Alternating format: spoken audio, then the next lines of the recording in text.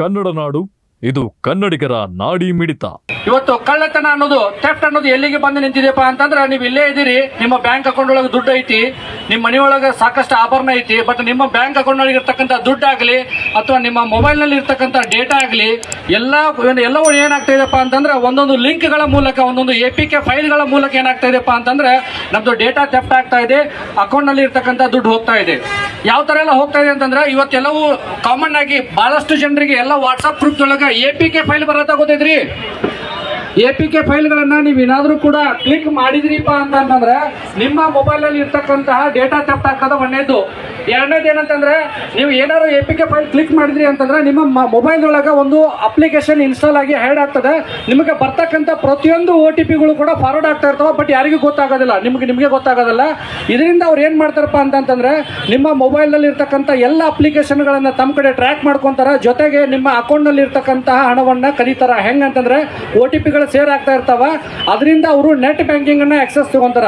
ಅದಕ್ಕೆ ಮೊಬೈಲ್ಗೆ ಬರ್ತಕ್ಕಂಥ ಪ್ರತಿಯೊಂದು APK ಫೈಲ್ಗಳನ್ನ ಅಥವಾ ಅನ್ನೋನ್ ಲಿಂಕ್ಸ್ ಅನ್ನ ಕ್ಲಿಕ್ ಮಾಡಬೇಡಿ.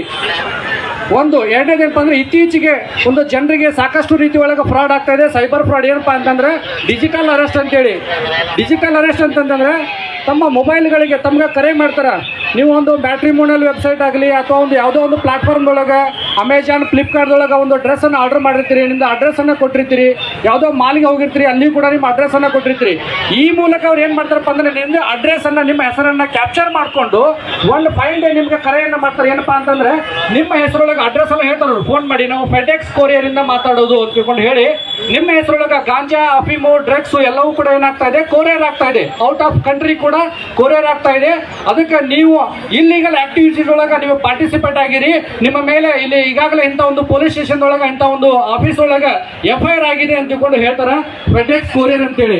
ಅದ್ರ ನೆಕ್ಸ್ಟ್ ಸ್ಟೆಪ್ ಅವ್ರು ಏನ್ ಮಾಡ್ತಾರಪ್ಪ ಅಂತಂದ್ರೆ, CBI ಅಂತೇಳಿ ನಿಮಗೆ ಫೋನ್ಗಳನ್ನ ಮಾಡ್ತಾರ. ನಿಮ್ಮ ಹೆಸರೊಳಗೆ ಇಲ್ಲಿಗಲ್ ಟ್ರಾಫಿಕಿಂಗ್, ಗಾಂಜಾ, ಡ್ರಗ್ಸ್, ಅಫೀಮು, ನಾರ್ಕೋಟಿಕ್ಸ್ ಪಾರ್ಸಲ್ ಆಗ್ತಾ ಇದೆ, ಇಂಥ ನಮ್ಮ ಒಂದು ಪೊಲೀಸ್ ಸ್ಟೇಷನ್ ಒಳಗೆ CBI ಆಫೀಸ್ ಒಳಗೆ FIR ಆಗಿದೆ, ನೀವು ಇಮಿಡಿಯೇಟ್ ಆಗಿ ಸೆಲ್ಫ್ ಅರೆಸ್ಟ್ ಆಗಬೇಕು, ಡಿಜಿಟಲ್ ಅರೆಸ್ಟ್ ಆಗಬೇಕು ಅಂತ ತಿಳ್ಕೊಂಡು ಹೇಳ್ತಾರೆ. ನಮ್ಮ ಕಾನೂನೊಳಗೆ ಯಾವುದೇ ಕೂಡ ಡಿಜಿಟಲ್ ಅರೆಸ್ಟ್ ಆಗಲಿ, ಸೆಲ್ಫ್ ಅರೆಸ್ಟ್ ಆಗಲಿ ಇಲ್ಲ. ಇಲ್ಲಿ ಏನ್ ಮಾಡ್ತಾರೆ ಅಂದ್ರೆ, ವಿಡಿಯೋ ಕರೆಯನ್ನ ಮಾಡ್ತಾರೆ. ನಮ್ಮ CBI ಹೈಯರ್ ಅಥಾರಿಟಿ ಆಫೀಸರ್ ಏನಿರ್ತಾರಲ್ಲ, ಅವ್ರದ್ದೇ ಒಂದು ಯೂನಿಫಾರ್ಮ್ ಅನ್ನ ಹಾಕಿ ನಿಮ್ಗೆ ವಿಡಿಯೋ ಕರೆಯನ್ನ ಮಾಡ್ತಾರೆ. ಅವಾಗ ನೀವು ಭಯಭೀತರಾಗಿ ಏನ್ ಮಾಡ್ತೀರಪ್ಪ ಅಂದ್ರೆ, ಅವ್ರು ಹೇಳ್ತಾರ, ಈ ಒಂದು ಕೇಸನ್ನ ಕ್ಲೋಸ್ ಮಾಡ್ಬೇಕಂತಂದ್ರೆ ಇಮಿಡಿಯೇಟ್ ಆಗಿ ನೀವು ಇಷ್ಟು ಅಮೌಂಟ್ ಅನ್ನ ಹಾಕ್ರಿ, ಆದ್ರೆ ನಿಮ್ಮ ಮನೆಯೊಳಗೆ ಯಾರಿಗೂ ಹೇಳ್ಬೇಡ್ರಿ ಅಂತ ತಿಳ್ಕೊಂಡು ಹೇಳ್ತಾರ. ನೀವು 10 ಲಕ್ಷ, 20 ಲಕ್ಷ, 30 ಲಕ್ಷ ನೀವು ನಂಬಕ್ ಸಾಧ್ಯ ಇಲ್ಲ. ನಮ್ಮಲ್ಲಿ ಡಿಜಿಟಲ್ ಅರೆಸ್ಟ್ ಪ್ರಕರಣಗಳು ದಾಖಲಾಗಿ ಸುಮಾರು 1 ಕೋಟಿಗಿಂತಲೂ ಹೆಚ್ಚು ಒಬ್ಬೊಬ್ರು ಅಮೌಂಟ್ ಅನ್ನ ಹಾಕಿದ್ದಾರೆ ಮನೆಯೊಳಗೆ. ಯಾರಿಗೂ ಹೇಳಿದ್ದೀನಿ. ಅವ್ರು ಇನ್ನೂ ಒಂದು ಪಾಯಿಂಟ್ ಏನ್ ಹೇಳ್ತಾರಪ್ಪ ಅಂದ್ರೆ, ನೀವು ಅಮೌಂಟ್ ಅನ್ನ ಹಾಕಿ ನಿಮ್ಮ ರೂಮ್ ಒಳಗೆ ನೀವು ಒಬ್ಬರೇ ಸೆಲ್ಫ್ ಅರೆಸ್ಟ್ ಆಗಿ ಲಾಕ್ ಅನ್ನ ಮಾಡ್ಕೋಬೇಕು ಅಂತ ತಿಳ್ಕೊಂಡು ಹೇಳ್ತಾರೆ ಅವರು. ಸೊ ಅದಕ್ಕೆ ಈ ತರ ನಿಮ್ಗೆ ಫೆಡೆಕ್ಸ್ ಕೊರಿಯರ್ ಆಗಲಿ ಅಥವಾ CBI ಅಂತೇಳಿ ನಿಮ್ಗೆ ಫೋನ್ ಕರೆಗಳು ಬಂದಪ್ಪ ಅಂತಂದ್ರೆ, ದಯವಿಟ್ಟು ಯಾರು ಕೂಡ ನಂಬಕ್ ಹೋಗ್ಬೇಡಿ. ನಿಮ್ಮ ಹತ್ತಿರದ ಪೊಲೀಸ್ ಸ್ಟೇಷನ್ಗೆ ವಿಸಿಟ್ ಮಾಡಿ. ಇದು ಡಿಜಿಟಲ್ ಅರೆಸ್ಟ್ ಅಂತ ತಿಳ್ಕೊಂಡು ಹೇಳ್ತಾರೆ. ಇದರ ಜೊತೆಗೆ ಇವತ್ತು ಎಷ್ಟು ಜನ ಎಲ್ಲ ಬಂದಿರಿ, ಇದಕ್ಕೆ ಸೇರಾಕೋ ಕಾರಣ ಏನಪ್ಪಾ ಅಂದ್ರೆ, social media, Facebook, Instagram, WhatsApp. ಇದರೊಳಗೆ ಕೈ ಎತ್ತಿಡ್ರಿ. ಎಷ್ಟು ಜನ ನಿಮ್ಮ ಫೇಸ್ಬುಕ್, ಇನ್ಸ್ಟಾಗ್ರಾಮ್ಗಳನ್ನ, ವಾಟ್ಸ್ಆಪ್ ಅನ್ನ 2 ಸ್ಟೆಪ್ ವೆರಿಫಿಕೇಶನ್ ಅಥವಾ ಲಾಕ್ ಅನ್ನ ಮಾಡ್ಕೊಂಡಿರಿ?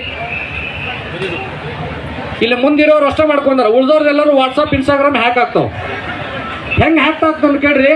ಫೇಸ್ಬುಕ್ ಮತ್ತು ಇನ್ಸ್ಟಾಗ್ರಾಮ್ ಒಳಗ ಕಂಪಲ್ಸರಿ ಆಗಿ ನೀವು ಏನ್ ಮಾಡ್ರಿಪ್ಪ ಅಂದ್ರೆ, 2 ಫ್ಯಾಕ್ಟರ್ ಅಥೆಂಟಿಕೇಶನ್ ಅನ್ನ ಆನ್ ಮಾಡ್ಕೊಳ್ರಿ. ನಮ್ಮ ಸ್ಟೇಷನ್ ಒಳಗೆ ಸಾಕಷ್ಟು ಸ್ಟೂಡೆಂಟ್ಸ್ ಬರ್ತಾರೆ, ಸೀನಿಯರ್ಸ್ ಬರ್ತಾರೆ. ಏನಪ್ಪ ಅಂದ್ರೆ, ಸರ್ ನನ್ನ ಇನ್ಸ್ಟಾಗ್ರಾಮ್ ಅಕೌಂಟ್ ಹ್ಯಾಕ್ ಆಗಿದೆ ಅಂತ ತಿಳ್ಕೊಂಡು. ಯಾಕೆ 2 ಸ್ಟೆಪ್ ವೆರಿಫಿಕೇಶನ್ ಮಾಡ್ಕೋಬೇಕಂದ್ರೆ, ಇವತ್ತು ನಾವು 40 ಲಕ್ಷ, 50 ಲಕ್ಷ, 1 ಕೋಟಿ ರೂಪಾಯಿ ಮನೆಯನ್ನ ಕಟ್ತೀವಿ. ಮನೆ ಬಾಗಿಲು ಏನು, ಮುಂದಿನ ಬಾಗಿಲು ಏನಿರ್ತದೆ ಅಂದ್ರೆ ಸಾಗೋನಿ ಡೋರ್, ಗೋದ್ರೇಜ್ ಲಾಕ್ ಇರ್ತದೆ.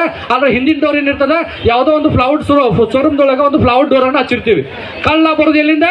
ಹಿಂದಿಂದ ರೀ. ಸೊ ಇದು ಕೂಡ ಸೇಮ್ ಹಾಗೆ ನೀವು ಅಕೌಂಟ್ ಅನ್ನ ಕ್ರಿಯೇಟ್ ಮಾಡಿರ್ತೀರಿ, ಯಾರು ಕೂಡ ಲಾಕ್ ಮಾಡ್ಕೊಂಡಿರ್ಕಿಲ್ಲ. ಅದಕ್ಕೆ ವಾಟ್ಸ್ಆಪ್ ದೊಳಗ 2 ಸ್ಟೆಪ್ ವೆರಿಫಿಕೇಶನ್ ಇದೆ. ಆಮೇಲೆ ಫೇಸ್ಬುಕ್ ಮತ್ತು ಇನ್ಸ್ಟಾಗ್ರಾಮ್ ದೊಳಗ 2 ಫ್ಯಾಕ್ಟರ್ ಅಥೆಂಟಿಕೇಶನ್ ಅಂತಿದೆ.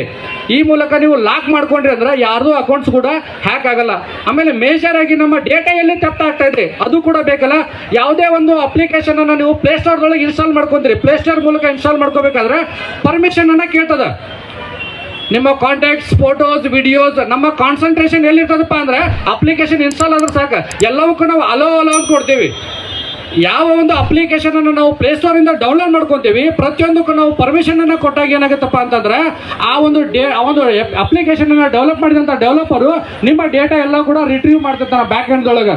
ಅದಕ್ಕೆ ನಾವು ಯಾವುದಕ್ಕೆ ಅಪ್ಲಿಕೇಶನ್ಗೆ ಪರ್ಮಿಷನ್ ಕೊಡಬೇಕು, ಯಾವುದಕ್ಕೂ ಕೊಡಬಾರ್ದು ಅನ್ನೋದನ್ನ ನಿರ್ಧಾರ ಮಾಡ್ರಿ.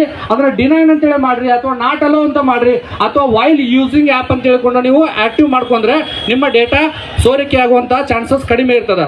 ಆಮೇಲೆ ನೀವೆಲ್ಲರೂ ಕೂಡ ಅಮೆಜಾನ್, ಫ್ಲಿಪ್ಕಾರ್ಟ್ ದೊಳಗೆ, ಇ ಕಾಮರ್ಸ್ ಆ್ಯಪ್ ದೊಳಗೆ ಏನ್ ಮಾಡ್ತೀರಿಪ್ಪ ಅಂದ್ರೆ ಡ್ರೆಸ್ ಅನ್ನ ಆರ್ಡರ್ ಮಾಡ್ತೀರಿ, ಏನೋ ಬೇಕಾದಂತ ಮಟೀರಿಯಲ್ಸ್ ಅನ್ನ ಆರ್ಡರ್ ಮಾಡ್ತೀರಿ. ಇದ್ರೊಳಗೆ ಎಷ್ಟು ಜನ ಕ್ಯಾಶ್ ಆನ್ ಡೆಲಿವರಿನ ಮಾಡ್ತೀರಿ? ನೀವಿನ್ನು ಕನ್ನಡ ನಾಡು ವಾಹಿನಿಯನ್ನ ಸಬ್ಸ್ಕ್ರೈಬ್ ಮಾಡಿಕೊಂಡಿಲ್ವಾ? ಈಗಲೇ ಸಬ್ಸ್ಕ್ರೈಬ್ ಮಾಡಿ, ಬೆಲ್ ಐಕಾನ್ ಅನ್ನ ಒತ್ತಿ ನೋಟಿಫಿಕೇಶನ್ಗಳನ್ನ ಪಡೆಯಿರಿ.